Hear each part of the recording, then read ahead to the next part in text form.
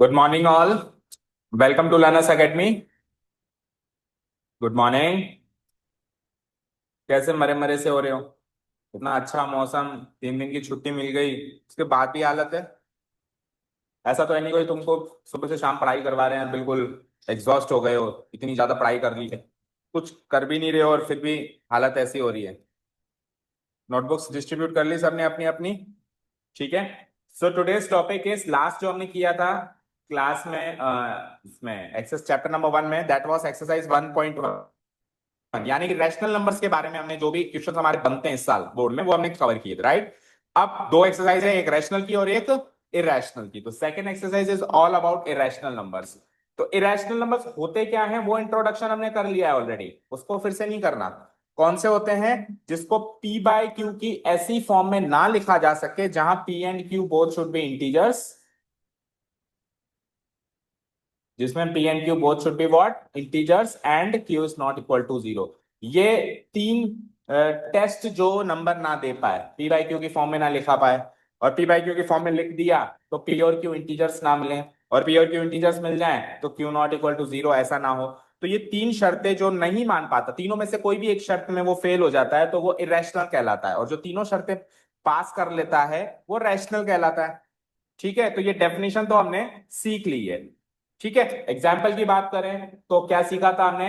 Square root के अंदर अगर कोई ऐसा नंबर आता है जो परफेक्ट स्क्वायर नहीं है, जैसे कि 2, जैसे कि 3, फिर 4 तो परफेक्ट स्क्वायर है, तो फिर 5, 6, 7, 8 और फिर 9 परफेक्ट स्क्वायर है, तो परफेक्ट स्क्वायर नहीं होना चाहिए। ऐसे नंबर्स क्या होते हैं? क्या होते हैं ऐसे नंबर्स? इरेशनल नंबर्स होते हैं। ये हमने लास्ट सीखा था। ठीक है, अब क्या करना है फिर इस सेशन में? क्या करना है, ये तो देखा जाए तो ये इस साल का पार्ट भी नहीं था जो हमने इंट्रोडक्शन किया था कि रैशनल ये होते हैं। रैशनल ये तो लास्ट या लास्ट टू लास्ट 8 9 क्लास से चलता आ रहा है कि रैशनल क्या होता है, क्या होता है, रैशनल क्या होता है। तो हमने कुछ ऐसा नहीं कि इस चैप्टर से रिलेटेड इस साल का कुछ किया था, वो तो हमने रिवीजन किया था जस्ट। इस साल क्या करना है रैशनल नंबर में? तो इस साल हमको ये करना है कि ये जितने रैशनल नंबर्स आप देख रहे हो या और भी हो सकते हैं, इनको साबित करना है कि ये इरेशनल। साबित करो कि रूट 2 इरेशनल है, साबित करो रूट 3 इरेशनल है, साबित करो रूट 5 इरेशनल। कैसे साबित करें? वही लॉजिक्स यूज करके कि पी बाई क्यू की फॉर्म में लिखते हैं नहीं लिखते हैं, और फिर कुछ मैथमेटिकल कॉमन सेंस को यूज कर। Mathematical common sense, for example मैंने लिख दिया 2 + 2 = 5, तो मैथमेटिकल कॉमन सेंस क्या कहता है कि स्टेटमेंट रॉन्ग है ना? बोलो। तो इस टाइप के मैथमेटिकल कॉमन सेंस को यूज करके हमको क्या करना है, इसको साबित करना है कि ये इरेशनल है। अच्छा, वन मोर थिंग, ये सब तो इरेशनल है ही सही, मुझे बताना जरा कि 2 रैशनल है या इरेशनल? रैशनल। और रूट 2 रैशनल है या इरेशनल? और इन दोनों को जोड़ के एक नंबर बना दूं तो वो रैशनल बनेगा या इरेशनल? क्या बनेगा? ऐसे बोल दो, आधा इरेशनल आधा रैशनल। हाँ, इरेशनल बनेगा। अच्छा, एक नंबर में लिख दूं, 2 + 3/2 - √4 + √9 - √6, ये पूरा का पूरा नंबर रैशनल है या इरेशनल? अब इसमें कितनी टर्म्स है इस नंबर में? काउंट करो। 5। पहली टर्म रैशनल इरेशनल? दूसरी? तीसरी? इरेशनल किसने बोला? √4 है, परफेक्ट स्क्वायर आ रहा है। चौथी और पांचवी इरेशनल। तो 4 टर्म्स तो क्या है हमारी? रैशनल, एक टर्म है इरेशनल। तो इस पूरे नंबर को, ये सारी टर्म्स को कंपाइल करके जो फाइनली सिंप्लीफिकेशन मिलेगा उसको हम रैशनल माने या इरेशनल? क्या मानेंगे? तो अगर रैशनल इरेशनल का कॉम्बो पैक आ जाए, कॉम्बिनेशन आ जाए, तो उसको इरेशनल मानना है। क्या मानना है? चाहे से हमारे पास 100 टर्म्स हैं जिसमें से 99 टर्म्स रैशनल है और एक टर्म भी इरेशनल है, तो एक गंदी मछली ही काफी है पूरे तालाब को गंदा करने के लिए। तो एक इरेशनल पार्ट भी मिल जाता है ना, पार्ट, छोटा सा पार्ट, तो भी वो पूरा तालाब इरेशनल है, गंदा हो चुका है। फॉर एग्जाम्पल इस टाइप का कोई नंबर मिल जाए कि रूट नहीं 7 - 3 √5, अब 7 रैशनल पार्ट है, 3 रैशनल पार्ट है, लेकिन ये इस टर्म के अंदर भी एक पार्ट रैशनल और एक पार्ट इरेशनल है। ये टर्म तो पूरी की पूरी रैशनल है और दूसरी टर्म में भी पूरी टर्म इरेशनल नहीं है, उसका कुछ पार्ट रेशनल है, लेकिन एक टर्म मिल जाए या एक टर्म का एक पार्ट भी मिल जाए तो भी ये पूरा तालाब क्या है, गंदा हो चुका है, इरेशनल नंबर बन चुका है। ठीक है, तो केवल और केवल इन नंबर्स को इरेशनल साबित करने के लिए आ सकता है, यानी किसी भी इरेशनल नंबर को साबित कर दो कि वो इरेशनल है। यही सेकंड एक्सरसाइज का पार्ट एंड पार्सल है, बस वही सीखना है सेकंड एक्सरसाइज में, नथिंग एल्स। क्या? किसी भी इरेशनल नंबर को साबित करना कि वो इरेशनल, कुछ mathematical statements and common sense का इस्तेमाल और इरेशनल और रैशनल नंबर्स की डेफिनेशंस को यूज कर। Is this thing clear to each and everyone? Start करें, आप कैसे करेंगे ये सारा काम दाम। अच्छा आदित्य, आपको इंप्लाइज साइंस के कुछ ज्यादा ही प्यार हो गया है, हर बात पे आप इंप्लाइज लगाते हो। Cost of 1 kg onion implies ₹30, ये क्या है? मैं आप सबको एक आना वैधानिक चेतावनी दे रहा हूं, अभी अभी लेटेस्ट 2-3 दिन पहले की बात है, एक बच्चे की आंसर शीट मेरे पास रीवैल्यूएट होने के लिए आई है, मतलब उसके मार्क्स उसको मन मुताबिक नहीं आए, वो सब कुछ करके आया फिर भी उसके मार्क्स आए मात्र 55। क्यों? हालांकि मेरा स्टूडेंट भी नहीं है, फिर भी मेरे पास आई है, तो उसकी जब आंसर शीट रिवैल्यूएशन में चेक करी गई ना, सब सही करके आया है, केवल ये गलतियां करी हैं जो मैं आपसे हर बार डिस्कस करता रहता हूँ, आपको लगता है कि मैं बेवकूफ हूँ। प्रेजेंटेशन जैसे आप पूछते हो ना सर ये लिखना जरूरी है क्या, तो उसने भी ऐसे सोच के कि लिखना जरूरी है कि, या जिससे उसने पढ़ाई करी थी उसने उसको नीम बताया गाइड किया, तो सारा सॉल्यूशन वगैरह सब सही है लेकिन मार्क्स नहीं मिले। कहो तो स्क्रीनशॉट शेयर कर दूंगा, और तुमको समझ कम आएगा क्योंकि 12th क्लास की है, तो है तो सीबीएसई बोर्ड, ये बोर्ड बोर्ड एग्जाम का पैटर्न है, आपको इन गलतियों का भी ध्यान रखना है। इंप्लाइज साइन हमेशा इक्वेशन से पहले लगता है, something equal to something equation चल रही है उसके पीछे लगता है इंप्लाइज साइन। इंप्लाइज साइन का मतलब होता है resulting this, resulting into this, resulting into this, इसका रिजल्ट ये, इसका रिजल्ट ये, इसका रिजल्ट ये, इसका रिजल्ट ये। ठीक है, क्लियर? मैंने राउंड ऑफ किया है, सबकी कॉपी में राउंड ऑफ किया है जहां जहां पे इस टाइप की गलतियां हैं, है ना, हर एक आंसर शीट बिल्कुल क्लियरली उसको चेक करके और उसमें इम्प्लाइज अगली बार ट्राई करना है, ट्राई नहीं 100% इसको इम्प्रूव करना है। इस बार ही मार्क्स नहीं काटे मैंने, अगली बार काटेंगे, अगले टेस्ट में अगर आप ये इम्प्लाइज साइन कहीं पर भी लगा रहे हो, ये एक्सप्लेन नहीं कर रहे हो, नेचर ऑफ सॉल्यूशन में साफ साफ कहा था कि पहले कंपेयर करना है स्टैंडर्ड फॉर्म से, तो तन्मय क्यों नहीं किया आपने कंपेयर, सीधे डिस्क्रिमिनेंट क्यों निकाल रहे हो? या तन्मय या कोई भी था, मेरे को ध्यान नहीं, एक आध बच्चे ने सीधे डिस्क्रिमिनेंट निकालना शुरू कर दिया। एबीसी कहाँ है? बोला गया साफ साफ इंस्ट्रक्शन है, सारे क्वेश्चंस में करवा रहा हूं मैं, क्यों कह रहा हूं कि एक क्वेश्चन में करवा रहा हूं, चार आप कर रहे हो, चारों में विथ प्रॉपर स्टेप्स करो, ताकि वो प्रॉपर स्टेप से करने की यूं ही आदत पड़ जाए आपको, आपकी फ्लो में आ जाएगी सर करते ही प्रॉपर स्टेप्स से, तो आप एग्जाम में भी चूकोगे ही नहीं, आपकी आदत ही प्रॉपर स्टेप से करने की है। या तो फिर आप घर पे भी प्रॉपर स्टेप से प्रैक्टिस नहीं कर रहे हो, घर पे आप टरका रहे हो कि चलो बाद में कर लेंगे अभी तो कर लेते हैं, इसलिए आप एग्जाम में नहीं कर पा रहे हो। घर पे भी प्रैक्टिस करो, चाहे से आधे घंटे की जगह कोई सवाल में 1 घंटा लगता हो, लगने दो, वो वर्थ है, वो लगना चाहिए, पर प्रॉपर स्टेप्स के साथ ही प्रैक्टिस करो, एक एक वर्ड लिखो, एक एक साइन लगाओ, एक एक कंक्लूजन लिखो, तभी मार्क्स आएंगे, otherwise the choice is yours. ठीक है, चलो कम टू द पॉइंट।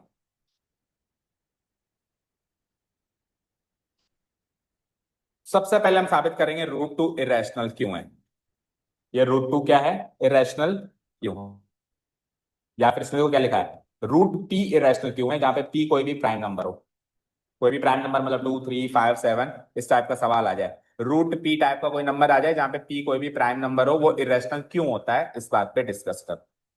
ठीक है, तो पहले तो बिल्कुल जनरल तरीके से डिस्कस कर रहे हैं हम, और कोई बात नहीं, अगर टाइम नहीं बचेगा तो कल करेंगे एक्सप्लेन ढंग से, पर आज बिल्कुल समझ के जाओ, ताकि कल तो आप खुद ही कह दो कि सर अब तो हम ही कर लेंगे। मतलब प्रेजेंटेशन पार्ट सेकंड प्रायोरिटी है, फर्स्ट पार्ट है कि इसको अच्छे से समझ लो।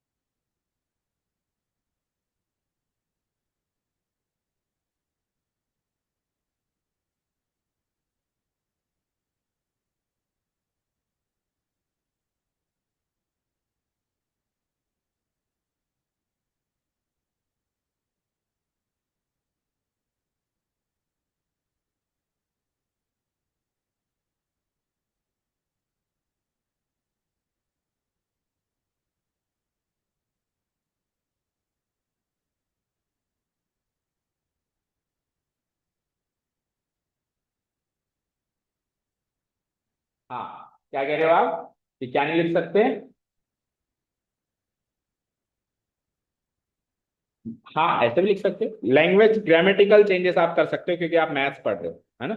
As arisen from our wrong assumption that, और हमारा रॉन्ग अजम्पशन क्या था कि रूट टू इज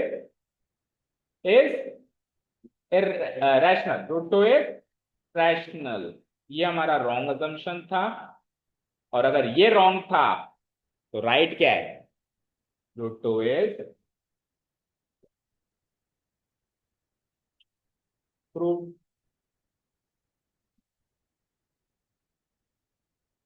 ठीक है, तो तरीका थोड़ा सा अनऑर्थोडॉक्स है, ऑकवर्ड सा तरीका है इसको साबित करने का, प्रॉपर मैथमेटिकल तरीका नहीं है जो हम बाकी थ्योरम्स में यूज करते हैं, कुछ इक्वेशंस बना बनोगे, वैसा नहीं है, पर तरीका तो यही है। ठीक है ना। जब मेरे को साबित करना है कि क्या नाम है, आदित्य, आदित्य एक लड़का है, ये साबित करना है मुझे, तो मैंने उल्टा मान लिया, नहीं आदित्य तो एक लड़की है। अब आदित्य एक लड़की है, तो हम सब जानते हैं लड़कियों के बड़े बड़े बाल होते हैं, पर आदित्य के बड़े बाल नहीं है, तो आदित्य के बड़े बाल नहीं है, दैट मीन्स हमारा अजम्पशन गलत है, क्योंकि लड़कियों को तो बड़े बाल होते हैं। तो इसका मतलब करेक्ट अजम्पशन क्या है कि आदित्य एक लड़का है। तो इस तरीके से उल्टा मान के कुछ कुछ कुछ कुछ करके हमारी बात को गलत साबित करके वापस आ जाओ और उसका उल्टा अजम्पशन सही मान। क्लियर है क्या? समझ गए? सारी चीज समझ में आई?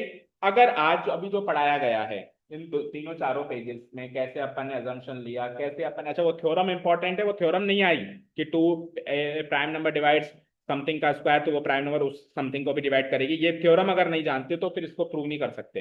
ये थ्योरम आपको इस क्वेश्चन में लिखनी नहीं है, मतलब ऐसे लिखना नहीं है, बट आपको पता होनी चाहिए, और अगर वेटेज ज्यादा है तो लिखनी भी है।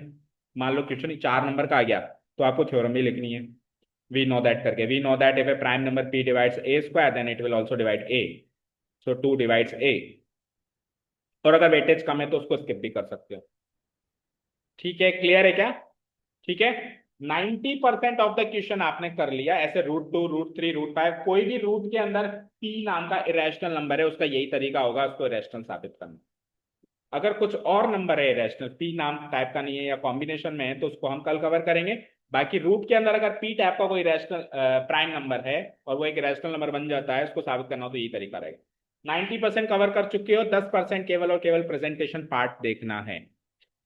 आज का काम क्या रहेगा, इस वीडियो को थोरोली एक एक पॉइंट पे पॉज करके ढंग से वापस समझना है।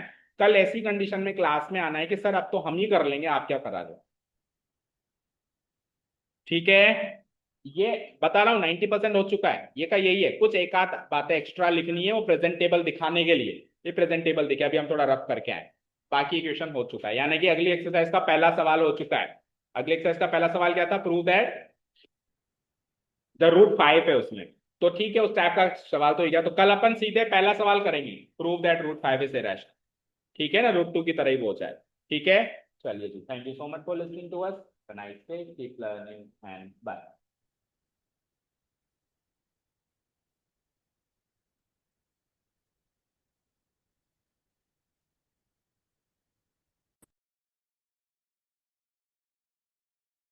Good morning, all. Welcome to Learners Academy. Good morning. So yesterday we started the topic irrational numbers, और उसमें हमने डिस्कस कर लिया था कि हमको करना क्या है इस साल irrational numbers में। क्या डिस्कस किया था? कैन समवन रिकॉल कि इस साल irrational नंबर से रिलेटेड क्या क्या आ सकता है? बोलो, क्या डिस्कस किया था कल? क्या क्या आ सकता है इस साल एग्जाम में irrational नंबर से रिलेटेड? irrational नंबर को प्रूव करना, बस उतना ही? और क्या आ सकता है?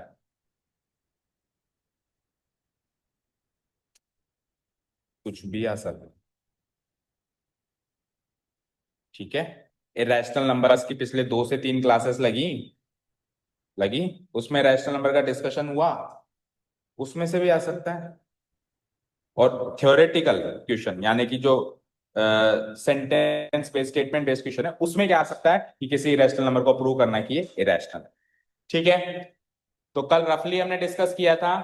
Now first of all we will cover a theorem, important theorem, और उस थ्योरम पर बेस्ड फिर हमारी अगली एक्सरसाइज है। तो इंपॉर्टेंट थ्योरम मार्क करके, और ये अच्छा थ्योरम लिख ली सकते हैं ना। ये कल हमने डिस्कस कर ली थी इन बिटवीन द क्वेश्चन कि अगर कोई प्राइम नंबर है p जो कि क्या कर रहा है, किसी ए स्क्वायर को डिवाइड कर रहा है, ए स्क्वायर बोले तो किसी नंबर के स्क्वायर को पूरा पूरा डिवाइड कर रहा है। इफ ए स्क्वायर p अगर ए स्क्वायर को डिवाइड कर रहा है तो वो जो प्राइम नंबर होगा it will also divide A, where A is a positive integer. यहाँ पे वो जिसको डिवाइड कर रहा है वो ए एक पॉजिटिव इंटीजर होना चाहिए, मतलब डेसिमल नहीं होना चाहिए, राइट? क्लियर है? एक यहाँ पे ए, यहाँ पे क्या होना चाहिए, पॉजिटिव इंटीजर यानी कोई नेचुरल नंबर। तो ऐसे मान लो किसी नेचुरल नंबर के स्क्वायर को अगर कोई प्राइम नंबर डिवाइड कर रहा है, इजी लैंग्वेज में लिखें तो अगर किसी नेचुरल नंबर के स्क्वायर को अगर कोई प्राइम नंबर डिवाइड कर रहा है तो वो प्राइम नंबर उस नेचुरल नंबर को भी डिवाइड करेगा।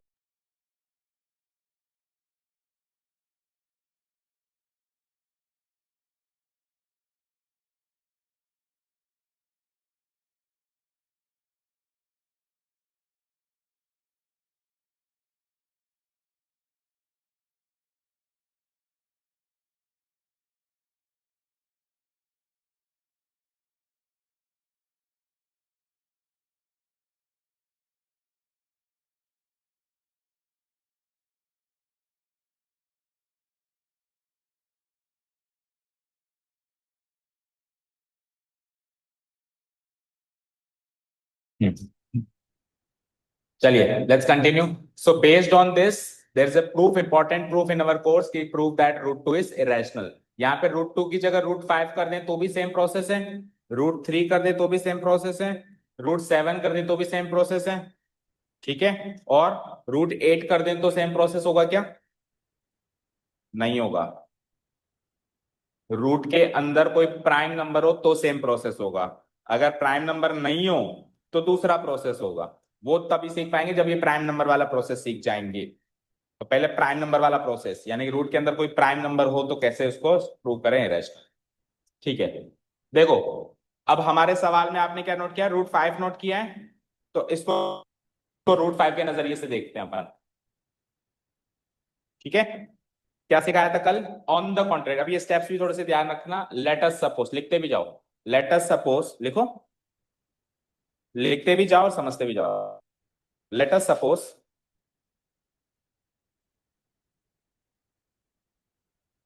सक्षम क्या करेगा तू? कौन सा पेन चला गया है?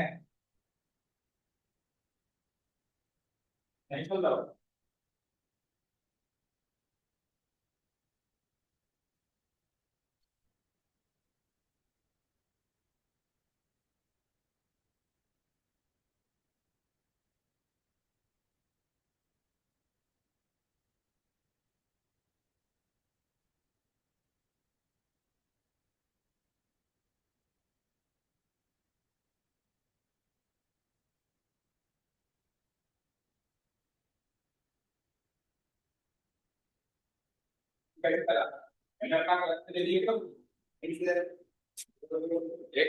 फैन ऑन नहीं कर सकते दो बार जाकर भी?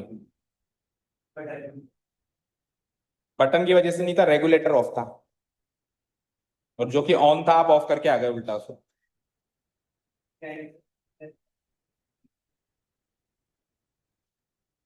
Late us suppose on the contrary, on the contrary कब लगाएंगे? ऑन द कॉन्ट्रेरी ये वर्ड कब लगाएंगे हम? इसका मतलब क्या होता है? उल्टा सोचना। अगर हम सीधा सोच रहे हैं तो ये वर्ड कभी नहीं लगाएंगे, ठीक है? जब आप उल्टा सोचेंगे तो ये वर्ड लगाएंगे। अभी हम उल्टा सोच रहे हैं ना, जो उसने साबित करवाना है उसको उल्टा सोच रहे हैं, इसलिए हम इस क्वेश्चन में नहीं, किसी भी क्वेश्चन में अगर हम उल्टा सोचेंगे तो हम क्या लगाएंगे? On the contrary. That root two की जगह रूट फाइव लिखेंगे क्योंकि हम रूट फाइव वाला सवाल कर रहे हैं। इज रैशनल, इज रैशनल, यहां तक क्लियर है? अब अगर कोई भी नंबर रैशनल है तो उसको पी बाई क्यू की फॉर्म में लिख सकते हैं। तो हमने रूट टू को पी बाई क्यू की फॉर्म में लिख दिया। रूट टू नहीं है यहाँ पे, क्या है ये? रूट फाइव है। So root five can be written in the form of P by Q, where जहां पे पी और क्यू इंटीजर्स होते हैं और Q not equal to zero होता है। ये एक रैशनल नंबर की डेफिनेशन होती है, where P and Q are integers and Q is not equal to 0। यही होती है रैशनल नंबर की डेफिनेशन। टेल मी।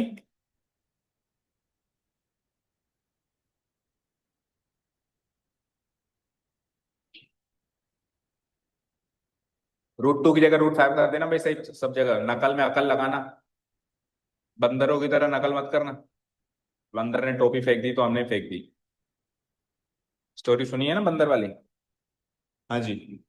नेक्स्ट आओ।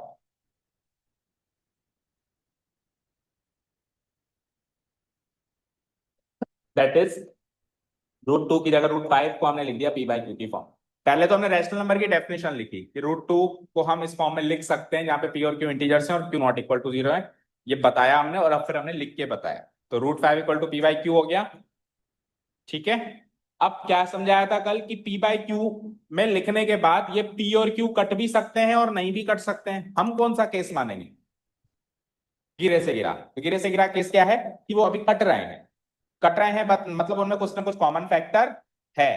तो फिर हमने क्या मान लिया, let us suppose P and Q have some common factor other than 1। 1 के अलावा कोई और कॉमन फैक्टर उनमें है, ऐसा हमने हाल फिलहाल माना हुआ है। लिखा यहां तक?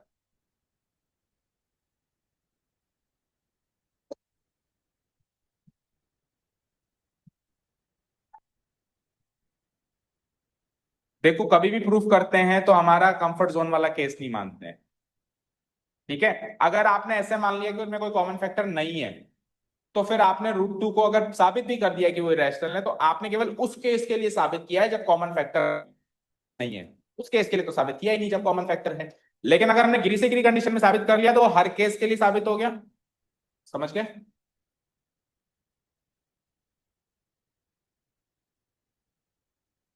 लिखा? अब क्योंकि उनमें कॉमन फैक्टर है तो हम क्या कर देंगे, उनको उनके कॉमन फैक्टर से डिवाइड कर देंगे। So dividing P and Q by their common factor to get, तो dividing P and Q by their common factor to get, तो ये √5 है यहाँ पे। √5 equal to P by q था पहले, लेकिन कटने के बाद वो क्या बन चुका है? क्या बन चुका है? ए बाई बी। अब ए और बी में कोई कॉमन फैक्टर नहीं है। Where A and B are coprimes. Coprimes का मतलब ही वही होता है कि जिनमें कॉमन फैक्टर ना हो।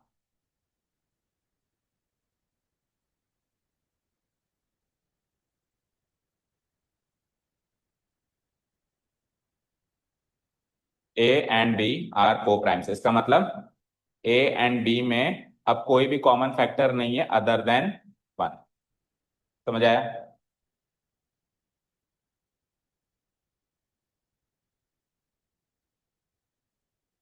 ठीक है यहां तक? कहां तक लिखा? So dividing P and Q by their common factor to get √2 की जगह √5 equal to P by Q, कटने के बाद ए बाई बी। और अब वेयर ए एंड बी बन चुके हैं हमारे को प्राइम।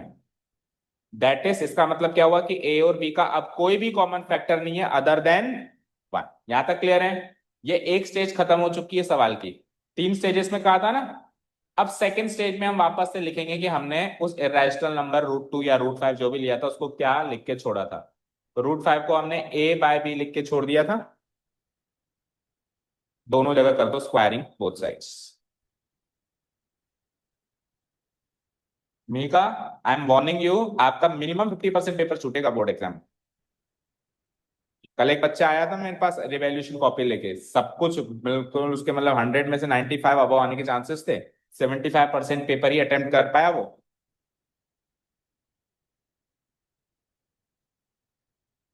क्यों नहीं लिखते हो जल्दी जल्दी? कब सीखोगे? कब सीखोगे बताओ? मैं तो पूछ रहा हूँ कब सीखोगे?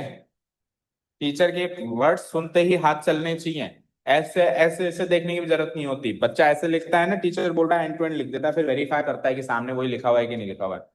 ऐसे ऐसे ऐसे ऐसे तो ढंग से कॉपी भी नहीं कर पाओगे। ठीक है, हालांकि वो करना नहीं है, बट वो भी एक स्किल होती है। हाँ बताओ।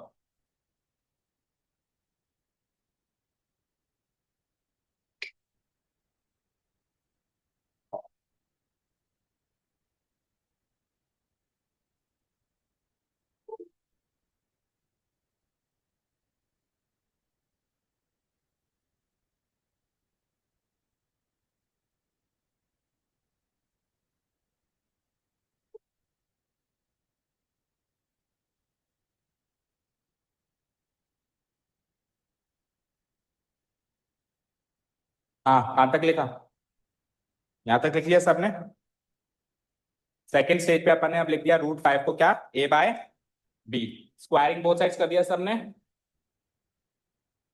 स्क्वायरिंग बोथ साइड्स करते, √2 becomes 2, a becomes a², b becomes b²।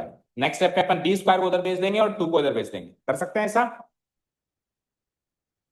कर सकते हैं। तो b² को उधर भेजो और 2 को उधर भेजो और बताओ क्या बना।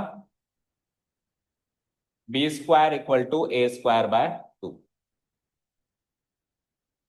और इसको इक्वेशन 1 मार्क करके छोड़ो, कल बताया था इसको इक्वेशन 1 मार्क क्यों करनी है, क्योंकि एक जगह अपन b² की वैल्यू लिखने वाले हैं या a²/2 की वैल्यू लिखने वाले हैं b², है ना।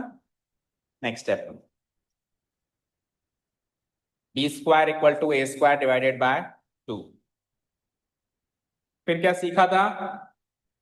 देखो a एक पॉजिटिव इंटीजर है, उसका स्क्वायर भी एक पॉजिटिव इंटीजर होगा यानी नेचुरल नंबर होगा, और उस नेचुरल नंबर को 2 से डिवाइड करते हैं तो कोई दूसरा इंटीजर आता है, क्योंकि b² भी तो इंटीजर है।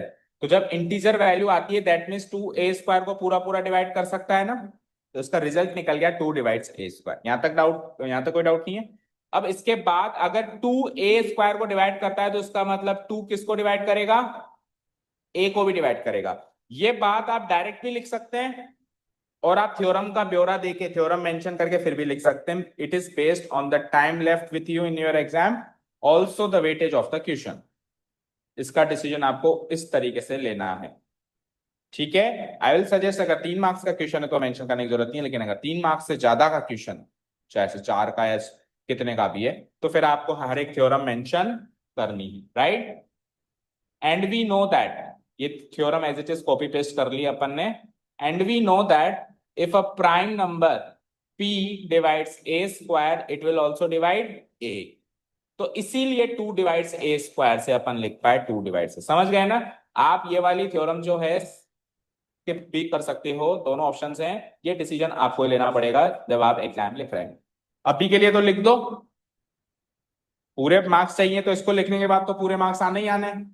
बट अगर इसको स्किप कर दिया तो फिर थोड़ा सा रिस्क है कि आधा एक नंबर कट भी सकता है।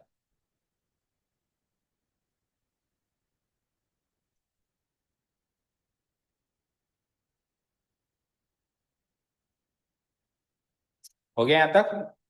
अब 2 डिवाइड्स a तक आ गए अपन। तो अगर 2a को डिवाइड करता है इसका क्या मतलब हुआ, 2a को डिवाइड करता है इसका क्या मतलब हुआ कि एक इंटीजर मिलेगा आंसर में। कभी भी कोई नंबर किसी को डिवाइड कर रहा है पूरा पूरा तो आंसर में डेसिमल नहीं मिलेगा, क्या मिलेगा, एक इंटीजर, वो एक नेचुरल नंबर मिलेगा। यही मतलब है इसका। तो इसका मतलब हो गया कि 2a को 2 से डिवाइड करके कोई इंटीजर आने वाला है, तो मान लेते हैं कि वो इंटीजर c है। वो जो तीसरा इंटीजर आ रहा है, इस पूरे क्वेश्चन में अब तक 2 इंटीजर्स डिस्कस हुए थे, तीसरा आ गया। तो वो इंटीजर मान लेते हैं c है। तो late us suppose a/2 = c, where c is an integer।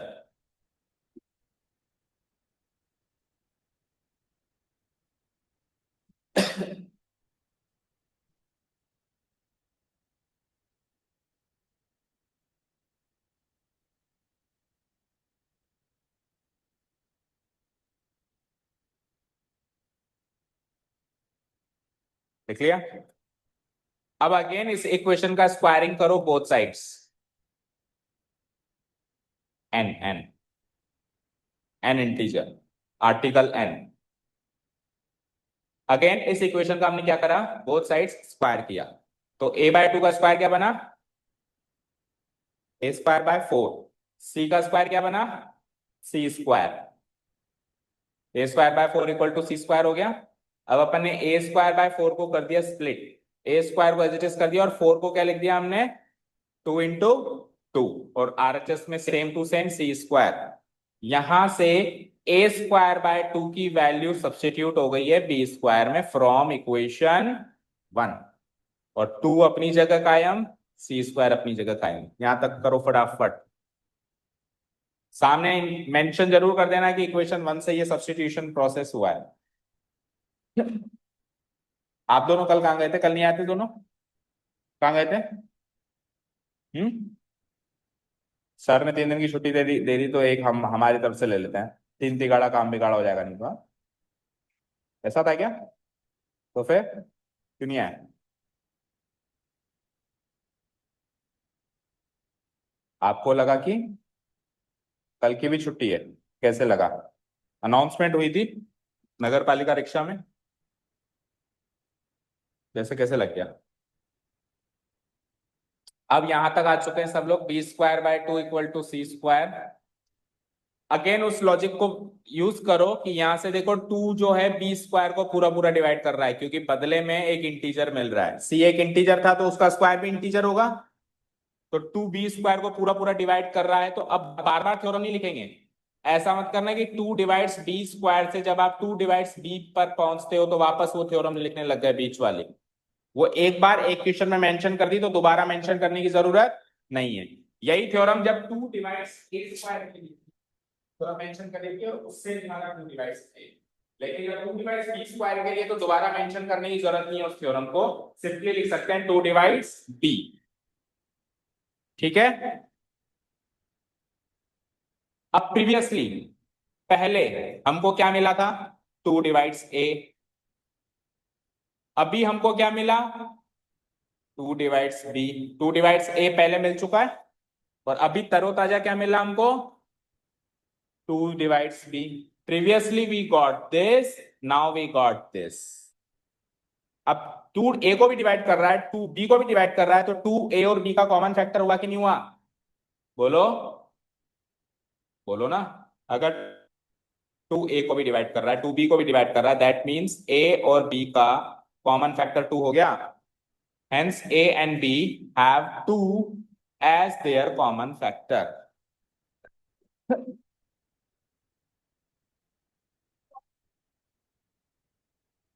और हो या ना हो उससे क्या मतलब है? हमने तो पहले ये साबित किया था ए और बी का कोई भी कॉमन फैक्टर नहीं है, तो एक भी निकल गया तो हम हमारी बात पे कायम नहीं रहे ना। और होंगे या नहीं होंगे, that doesn't, that is not important. Important क्या है कि कोई भी कॉमन फैक्टर होना नहीं चाहिए था, और एक भी निकल गया तो टू निकल गया, टू नहीं होना चाहिए था। उसने कहा, हमने लिखा था A and B do not have a common factor other than one, one के अलावा कोई और कॉमन फैक्टर नहीं है, तो टू निकल गया ना। हाँ, हमने क्या लिखा था? डू नॉट हैव है, सीधा तो नहीं लिख दी।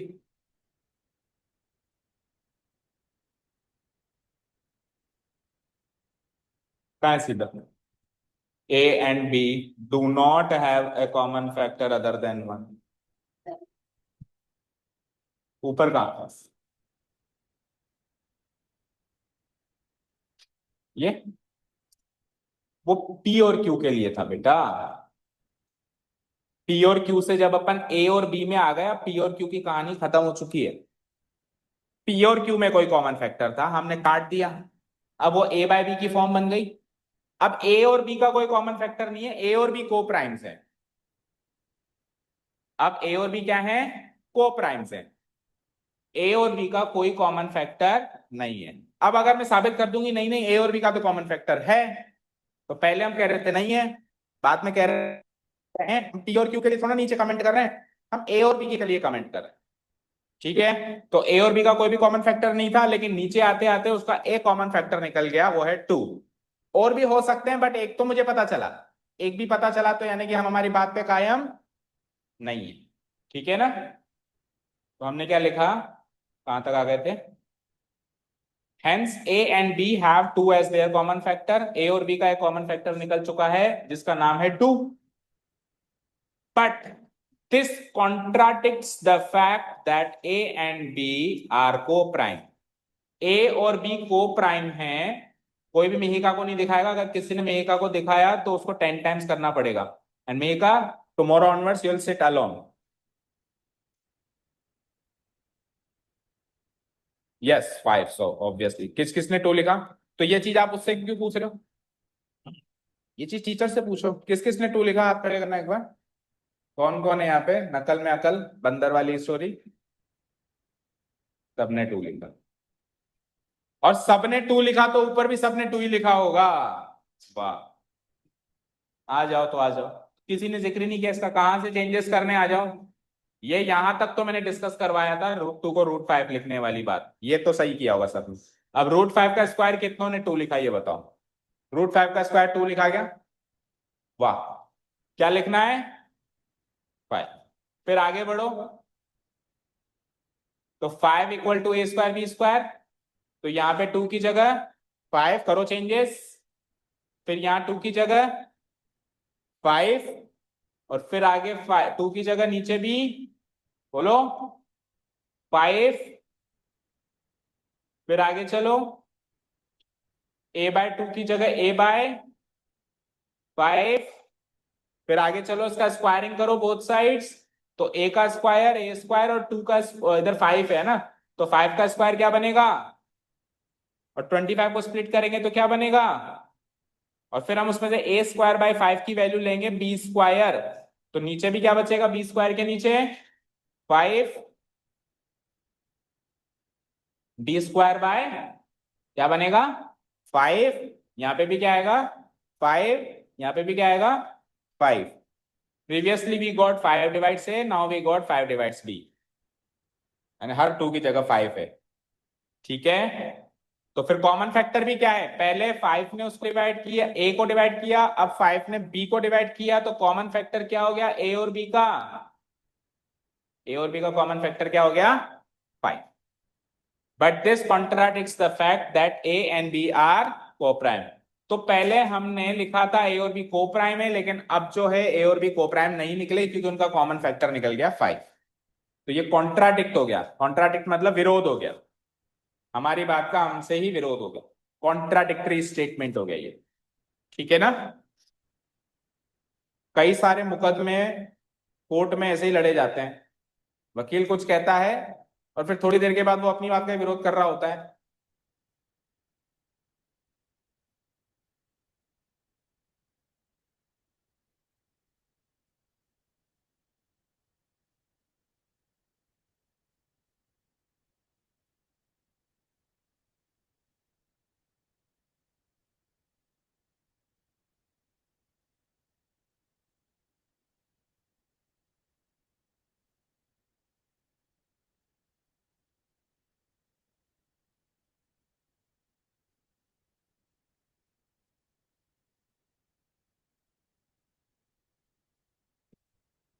ठीक है, यहां तक लिखा। अब ये कॉन्ट्राडिक्शन क्यों हुआ, क्योंकि हमारा अजम्पशन ही गलत था, and this contradiction has arisen from our incorrect assumption that √5 is irrational, so √5 is irrational proof।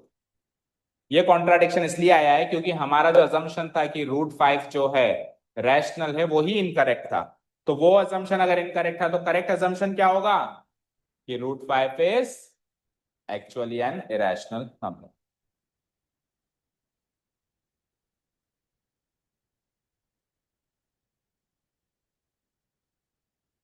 लिख लिया सारा, अब समझ में आया।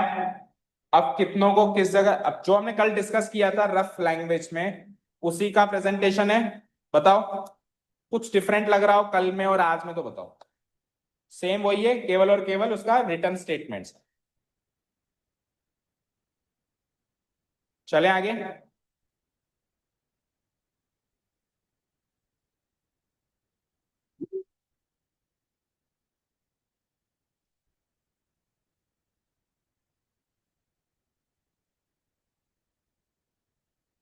हम्म, तो हमारा 1.3 का पहला सवाल हो चुका है, फिर इसका मतलब 1.2 का, सॉरी,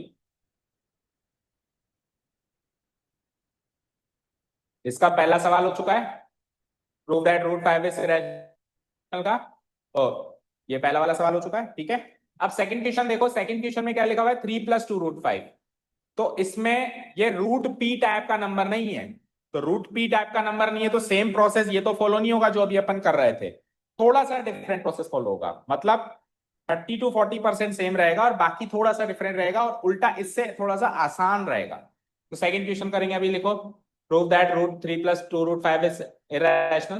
पहला काम तो वही करेंगे, इसको उल्टा मान लेंगे कि भैया तू इरेशनल नहीं है, तू तो तू तो रैशनल है। तो पहली line copy paste, late us suppose, जो पहले लिखी थी अपन, लेट अस सपोज, और जब भी उल्टा मानते हैं तो क्या वर्ड लगाते हैं, on the contrary, late us suppose on the contrary that जो भी गिवन नंबर है, क्या है गिवन नंबर, 3+2√5 इज रैशनल। ठीक है, अब अगर 3+2√5 रैशनल है तो उसको पी बाई क्यू की फॉर्म में लिख सकते हैं क्या? बोलो बोलो। So it can be return, it can be return, वो पूरी की पूरी लाइन कॉपी पेस्ट मारो पिछले सवाल से, पूरी की पूरी लाइन कॉपी पेस्ट मार दो, आज शुरू के 2-3 स्टेप्स बिल्कुल सेम है। It can be written in the form of P by Q, जो भी लिखा था, थोड़ा सा एक आध वर्ड ऊपर नीचे हो सकता है, where P and Q are integers and Q is not equal to 0, where P and Q are integers and Q is not equal to 0। लिख लिया, लिख लिया, दैट इज 3+2√5 को हमने क्या लिख दिया, बोलो, पी बाई क्यू की फॉर्म में लिख दिया। अब सुनो ध्यान से, यहां तक आने के बाद नेक्स्ट पिछले क्वेश्चन में हमने क्या किया था, पी बाई डी बनाया था, हमने मान लिया था पी और क्यू कोप्राइम नहीं है तो हमने इसको कोप्राइम बनाया। इसमें करना है क्या वो काम, इसमें अगर आप इसको काट के ए बाई बी बनाते हो तो भी ठीक है, और नहीं बनाते हो तो भी ठीक है। क्यों? क्योंकि इसको प्रूव करने का आधार वो नहीं लेंगे हम पिछली बार वाला कि पहले उसको कोप्राइम करेंगे कि नहीं है, फिर कह देंगे है, वो आधार से हम उसको प्रूव नहीं कर रहे हैं, तो वो आधार ही नहीं ले रहे, तो उसको कोप्राइम बनाओ या ना बनाओ कोई फर्क नहीं बनता। तो आप इसको काट के वो वाली लाइन सेम टू सेम पिछले वाले कॉपी पेस्ट कर सकते हो, चाहो तो, नहीं करो तो भी चल जाएगा काम। लेट से मैं इसको नहीं करता हूं, ठीक है, मैं मेंशन ही नहीं करता हूं कि पी और क्यू कोप्राइम है या नहीं है, क्योंकि उस आधार से इसको प्रूव ही नहीं किया। चल यहां तक कोई डाउट? हम लेकिन ये जरूर मेंशन होगा कि पी और क्यू क्या है, इंटीजर्स। ये तो मेंशन होगा कि पी और क्यू कोप्राइम है या नहीं, ये नहीं पता, पर इंटीजर्स हैं और वहां पे क्यू नॉट इक्वल टू 0, तो डन। अब आप क्या करेंगे, यहां से आप इस तालाब में से वो गंदी मछली सोचेंगे कौन सी है। ये गंदा तालाब है, एक मछली ने पूरा तालाब गंदा कर दिया है, वो कौन सा है, √5। आप इसको अलग करेंगे, जैसे पूरे तालाब में से एक गंदी मछली है, पूरा तालाब गंदा करके बैठी, तो आप उस मछली को अलग करना चाहेंगे ना, ताकि कोशिश करेंगे कि तालाब स्वच्छ हो जाए। फिर नहीं हुआ तो बात अलग है, पर कोशिश तो करेंगे। तो आप इसमें से √5 को करेंगे आइसोलेट। आइसोलेट करने का मतलब होता है या तो एलएचएस में अकेला छोड़ दो या आरएचएस में अकेला छोड़ दो। तो ये ऑलरेडी एलएचएस में, तो क्यों ना इसको एलएचएस में अकेला छोड़ दे। तो इसको एलएचएस में अकेला छोड़ने के लिए किस किस को वहां भेजना पड़ेगा, 3 को और 2 को। 3 इससे कैसे कनेक्टेड है, प्लस में, तो उधर जाके क्या हो जाएगा, कर दो, इंप्लाइज। अच्छा, ये अननेसेसरी जो इंप्लाइज साइन लगाए हैं सभी ने, आज की भी कुछ कॉपीज में मुझे देखने को मिला, ये नेक्स्ट क्लास से अगर मुझे मिले तो मैं मार्क्स काटने वाला हूं, ठीक है। पी बाई क्यू -3 हो गया, और ये सक्षम एंड सिद्धार्थ, आपको एलसीएम वगैरह लेना भी नहीं आता, आपने कॉपीज खोल के देखी, आपने बेसिक मिस्टेक्स, बाकी सब आप सही कर रहे हो, लेकिन जो एलसीएम वगैरह लेते हैं, बताओ कैसे लेंगे यहाँ पे एलसीएम, बताओ। एलसीएम लेना भी नहीं आता अभी 10th में हो, और नहीं आता तो फिर पूछो कि सर नहीं आ रहा, बताओ कैसे लेंगे एलसीएम, बताओ। पी की जगह क्या लिखूंगा, बोलो बोलो सक्षम, या 6th क्लास में शिफ्ट करूं कल से, क्या लिखूंगा यहाँ पे, पी मल्टीप्लाई, तो बताओ ना क्या होता है पी मल्टीप्लाई 1, तो लिख, बोलो ना पी, फिर आगे क्या है माइनस। आप बताओ सिद्धार्थ, 3 की जगह इधर क्या लिखेंगे, 3Q, तो जब अभी बता रहे हो तो एग्जाम में क्यों गलती करिए, P-3Q डिवाइडेड बाई Q हो गया, कोई डाउट नहीं है। अब नेक्स्ट स्टेप में 2 को भी वहां भेजेंगे, तो 2 इधर मल्टीप्लाई हो रहा है तो उधर जाके क्या बन जाएगा, डिवाइड। तो नेक्स्ट स्टेप में, नेक्स्ट पेज पे आ जाओ, तो ये हो जाता है √5 इक्वल टू, √5 तो यहाँ अकेला रह गया, और उधर क्या था मेरे पास, क्या था, Q माइनस P-3Q है ना, P-3Q तो न्यूमरेटर में था, डिवाइडेड बाय नीचे क्या था, Q था, लेकिन ये 2 इससे मल्टीप्लाई होके ये 2Q हो गया, 2 उधर से आया ना उठ के, तो इधर आके 2Q हो गया, लिखो यहां तक।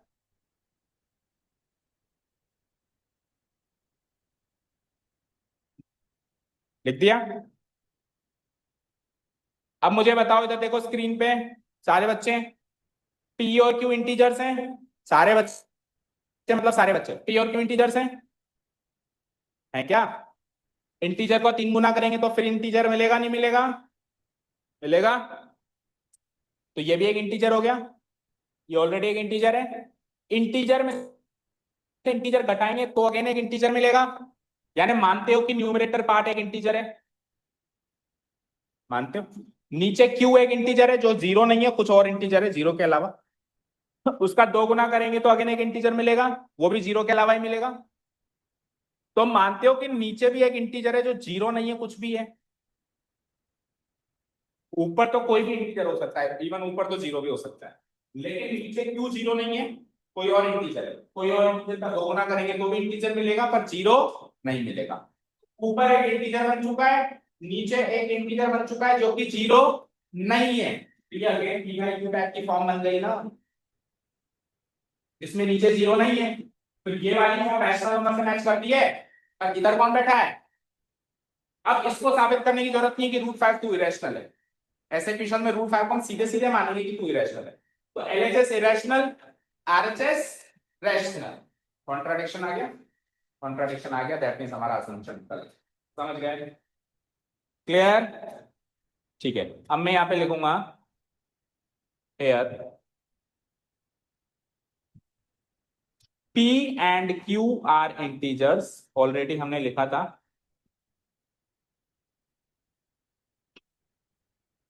And Q not equal to zero, so so P minus 3Q भी एक इंटीजर होगा,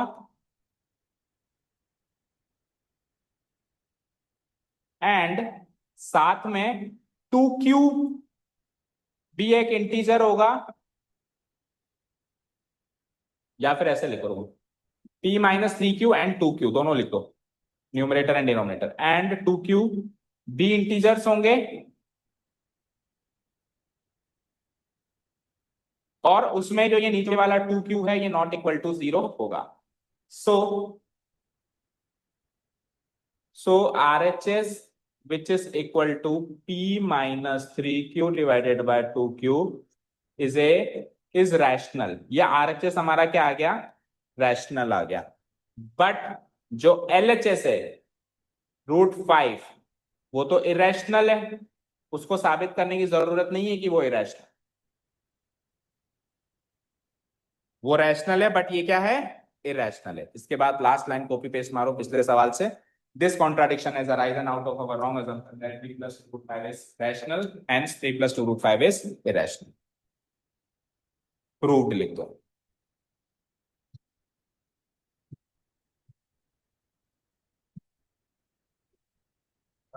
हाँ, बोलो बोलो बोलो, बोलो सही, क्या कंफ्यूजन था?